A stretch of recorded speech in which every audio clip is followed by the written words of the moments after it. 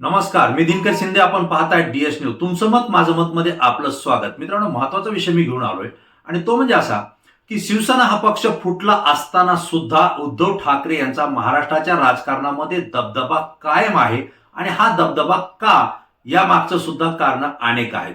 मित्रांनो, उद्धव ठाकरे यांनी महाराष्ट्राचं मुख्यमंत्रीपद 2.5 वर्ष भूषवलं. या 2.5 वर्षाच्या कालावधीमध्ये उद्धव ठाकरे कशा पद्धतीनं काम करतात, लोकांशी कसा संवाद साधतात आणि राज्याचं वातावरण राजकारण असताना सुद्धा आणि कोरोनाची साथ असताना सुद्धा एक कौटुंबिक पद्धतीनं कसं ठेवू शकतात, हे संपूर्ण महाराष्ट्रानं आणि देशानं अनुभवलं आहे. उद्धव ठाकरे हे पारदर्शकपणे काम करतात. विशेषतः कुणाच्याही बद्दल त्यांच्या मनामध्ये रोष नाही, आकस नाही आणि जनतेला विश्वास दिलेला एक नेता म्हणून उद्धव ठाकरे यांच्याकडे महाराष्ट्र पाहतोय. मित्रांनो, एखादा राजकीय पक्ष जर फुटला, त्यातले 10 किंवा 4 आमदार जरी फुटून गेले तरी तो पक्ष खिळखिळा होतो. हे यापूर्वी महाराष्ट्रात आणि देशाच्या राजकारणात आपण पाहिलं होतं. परंतु आता तर उद्धव ठाकरे यांचा जवळपास 80% पक्ष फुटला.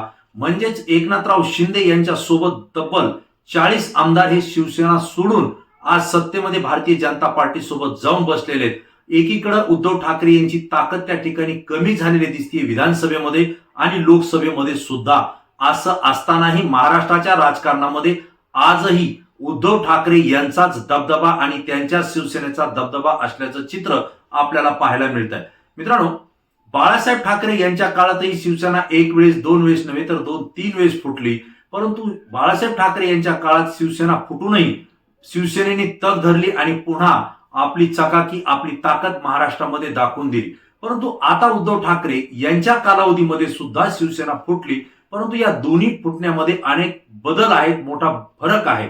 त्यामध्ये असं की बाळासाहेब ठाकरे यांच्या कालावधीमध्ये शिवसेना फुटली म्हणजे त्यांचे काही आमदार हे शिवसेना सोडून इतर पक्षामध्ये सहभागी झाले आणि त्या ठिकाणी त्यांनी काम करायला सुरुवात केली होती. मात्र उद्धव ठाकरे यांच्या कालावधीमध्ये असं झालेलं नाही. तर उद्धव ठाकरे यांच्या सोबत असलेले एकनाथराव शिंदे असतील, गुलाबराव पाटील असतील किंवा उदय सामंत असतील, संजय शिरसाट असतील, म्हणजे मातब्बर नेते आहेत.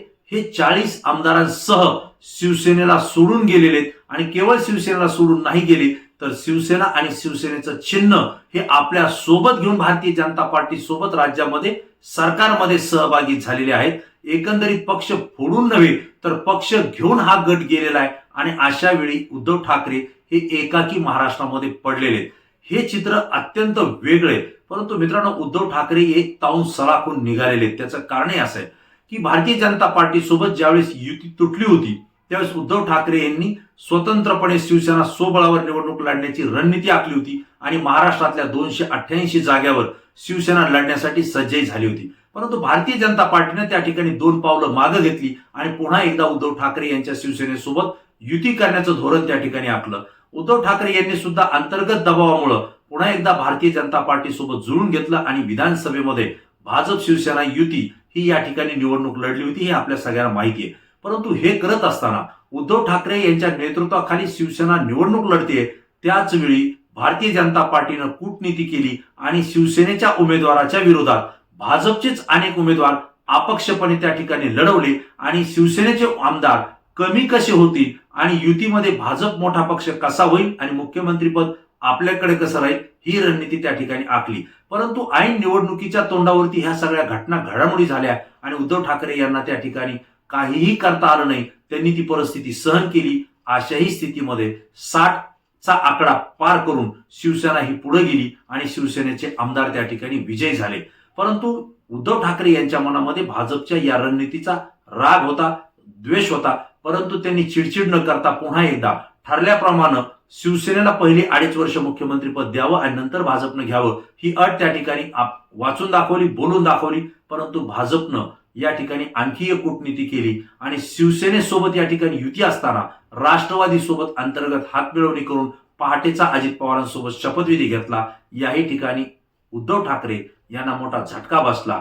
राजकारणामध्ये चढ उतार किती असावेत हेही ठरलं पाहिजे. परंतु अनेक चढ उतार उद्धव ठाकरे यांच्या समोर येत गेले. परंतु शरद पवार यांनी पुन्हा एकदा अजित पवारांना वापस बोलवलं आणि शिवसेना उद्धव ठाकरे यांच्या गटासोबत महाविकास आघाडी राज्यामध्ये अस्तित्वात आली आणि उद्धव ठाकरे हे मुख्यमंत्री बनले. मित्रांनो, धोका झाल्यानंतर पुन्हा सत्तेत यायचं हा काळ उद्धव ठाकरे यांनीच पाहिला. परंतु 2.5 वर्ष ज्यावेळेस ते सत्तेत आले, कुठलाही अनुभव नसताना कोरोनाची साथ आली, अनेक संकट आली आणि याच वेळी पहिल्या दिवसापासून भाजपनं उद्धव ठाकरे यांचं सरकार कसं पडेल यासाठी अहोरात्र प्रयत्न केले. अनेक कूटनीती त्या ठिकाणी वापरली आणि अखेर 2.5 वर्षानंतर एकनाथराव शिंदे यांच्यासह शिवसेनेचे मातबर नेते 40 आमदार हे आपल्या सोबत घेतले आणि सत्तेत भारतीय जनता पार्टी आली. उद्धव ठाकरे यांना सत्तेतून खेचलं गेलं. मित्रांनो, स्वकीयांनी आपल्या पाठीत खंजीर खुपसण्याचा अनुभव हा उद्धव ठाकरे यांना एवढ्या मोठ्या प्रमाणात नव्हता, तो या ठिकाणी मिळाला. आणि विशेष म्हणजे आपला पक्ष आणि चिन्हावर सुद्धा आपल्या स्वकीयांनी दावा केला आणि आपल्याला बाजूला केलं, हेही उद्धव ठाकरे यांनी अनुभव घेतला. मित्रांनो, पण उद्धव ठाकरे खचतील असं राज्य आणि देशाला वाटलं होतं, परंतु तसं झालं नाही. यातून त्यांनी उभारी घेतली आणि पुन्हा शिवसेनेची पक्षबांधणी आता या ठिकाणी सुरू केलेली आहे.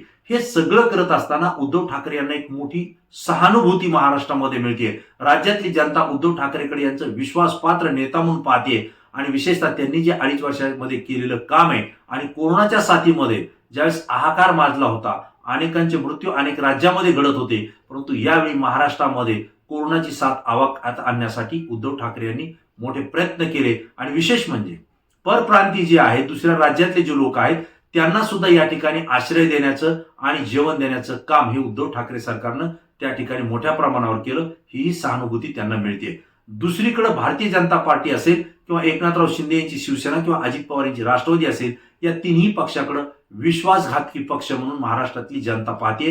हे तिन्ही नेते विश्वासघात केव्हाही करू शकतात आणि सत्तेसाठी कोणाही सोबत जाऊ शकतात. हा जो संदेश आहे महाराष्ट्राच्या जनतेमध्ये गेलेला आहे आणि त्यामुळं आज पक्ष फुटूनही उद्धव ठाकरे यांचा दबदबा महाराष्ट्रामध्ये आपल्याला पाहायला मिळतोय.